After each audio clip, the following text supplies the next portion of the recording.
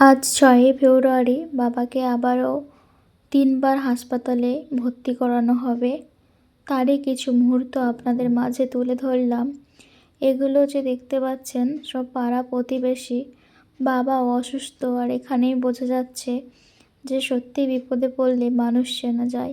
সবাই অনেক ভালোবেসে ছুটে আসছে বাবাকে দেখতে এবং আমার জেঠু, বাবার দাদা যে বাবার জন্য অনেক করছে, তার সাথে আমরা তো ছেলে মেয়ে, আমাদের তো দায়িত্ব এগুলো। কিন্তু জেঠু তার ভাইয়ের কতটা উপকার করছে আপনাদেরকে পরের ভিডিওতে জানাবো। এখানে দেখতে পাচ্ছেন দাদার আমি অনেক চিন্তার মধ্যে বাইকে যাচ্ছি।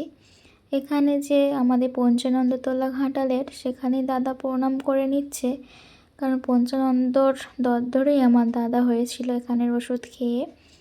তারপর এখানে যে আপনারা দেখতে পাচ্ছেন এই যে বাস স্ট্যান্ডের ঠিক পেছনের রাস্তাটা, এখানে ভীষণই ভিড় হয়েছে।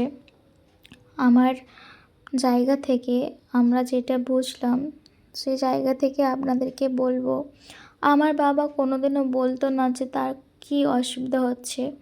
সে সারাদিন না খেয়ে কাজে যেত, ঠিকভাবে খাবার খেত না, সকালের খাবার, দুপুরের খাবার।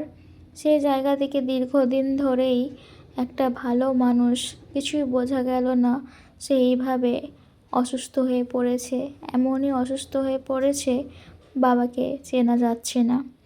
এখানে বাড়ির সবাই মিলে বাবাকে হাসপাতালে নিয়ে আসছে। এই নিয়ে আপনাদেরকে পরের বিষয়ে জানাবো।